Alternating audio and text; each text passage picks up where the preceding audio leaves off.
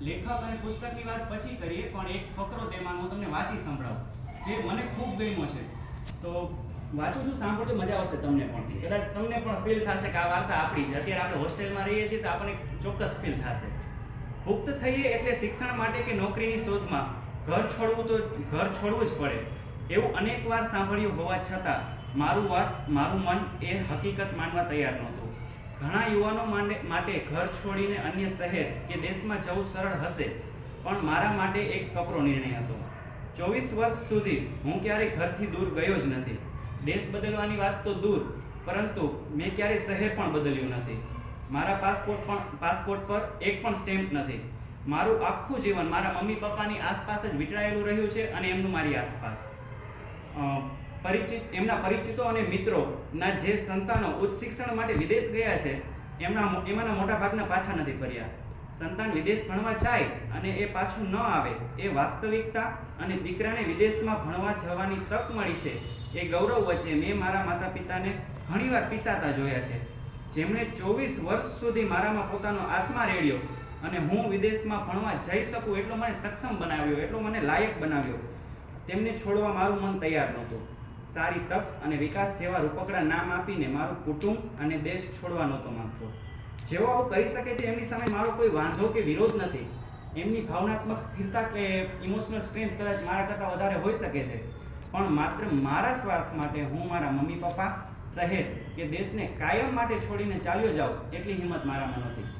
ખૂબ બધા મનોમંથન પછી મેં નક્કી કર્યું કે હું ટાટામાં જ પાછો ફરીશ. આ પુસ્તકના લેખક છે ટાટા ગ્રુપના સૌથી યુવાન જનરલ મેનેજર અને સ્વર્ગસ્થ રતન ટાટાના પરમ મિત્ર એવા શાંતનુ નાયડુ. થોડા સમય પહેલા આપણે જેમને ઓળખતા પણ નહોતા અને એવા તેજસ્વી ભારતીય યુવાન એટલે શાંતનુ નાયડુ. 24 વર્ષના એ સમયે શાંતનુ અને રતન ટાટાની મુલાકાત કઈ રીતે થઈ, રતન ટાટા પાસેથી એમને શું શીખવા મળ્યું, એ આખા પ્રસંગોનું સવિસ્તર વર્ણન કરતું એક પુસ્તક એટલે આઈ કેમ અપોન અ લાઇટ હાઉસ. આ પુસ્તકમાં એના બધા પ્રસંગો લખ્યા છે કે રતન ટાટાને કેવી રીતના મળ્યા, એમાંથી શું એમને શીખવા મળ્યું, એ આખું લખેલું છે. સ્વર્ગસ્થ રતન ટાટાના અવસાન બાદ ઘણા સમય સુધી આ બુક છે અપ્રાપ્ય રહી. અત્યારે હું કિન્ડલ ઉપર વાંચું છું. આ લખ્યા પછી તેઓ કોર્નેલ યુનિવર્સિટી ન્યુયોર્ક ગયા, ત્યાં બિઝનેસ સ્કૂલમાં અભ્યાસ પણ પૂરો કર્યો. પરંતુ એમનું મન અહીં ભારતમાં જ રહી ગયેલું. તેમને ભારતના પ્રશ્નો ઉકેલવા હતા, ટાટા ટ્રસ્ટમાં કામ કરવું હતું અને તેઓ ભારત પાછા ફર્યા.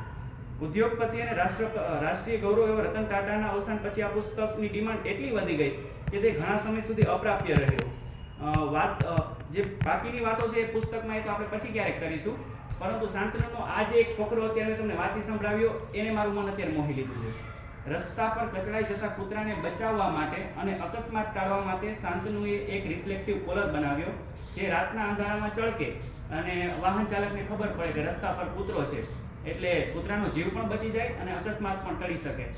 આ વિચાર પણ એને ત્યારે આવ્યો કે જ્યારે તેણે કાર નીચે કચડાયેલા લોહીના ખાબોચિયામાં લથબથ એક કૂતરાને જોયું, ત્યારે એને થયું કે આવું કંઈક આપણે ઇનિશિયેટિવ કરવું જોઈએ. પ્રાણી પ્રેમી અને ડોગ લવર હોવાના ખાતે રતન ટાટાએ આ ઇનિશિયેટિવ, મોટો પોઝ નામનો એનો જે ઇનિશિયેટિવ હતો એને સપોર્ટ કર્યો અને ત્યારથી એમની મિત્રતા થઈ અને આપણે બધું આગળનું તો જાણીએ છીએ. પછી તો આગળ ઘણું બધું થયું, પણ વાત માત્ર એટલી કે આપણા દેશની સમસ્યાઓ યુનિક છે. એના યુનિક સોલ્યુશન આપણે આ દેશમાં રહીને જ સોલ્વ કરી શકીએ છીએ. ભારતીય સમુદાયને ફાયદો થાય અને જીવ સંરક્ષણ થાય એવો દરેક પ્રયત્ન દેશપ્રેમ જ કહેવાય. થેન્ક ગોડ કે શાંતનુ નાયડુ જેવા યુવાનો ભારત છોડતા નથી, કેમ કે ભારતના ઉદ્ધાર માટે ભારતમાં રહેવું જરૂરી છે. શાંતનુની જેમ આપણે પણ આપણું ઘર, શહેર કે દેશ ન છોડી શકતા હોય તો એ આપણી નબળાઈ નથી, પરંતુ આપણી સૌથી મોટી તાકાત અને નિસ્બત છે. મમ્મી પપ્પા, ઘર કે કોમ્યુનિટીનો વિચાર કરીને વતન ન છોડવું એ ઘર કુકડી હોવાની નિશાની નથી, પરંતુ દેશ પ્રેમ અને માવતર પ્રત્યેના નિસ્બતની સાબિતી છે. Thank you.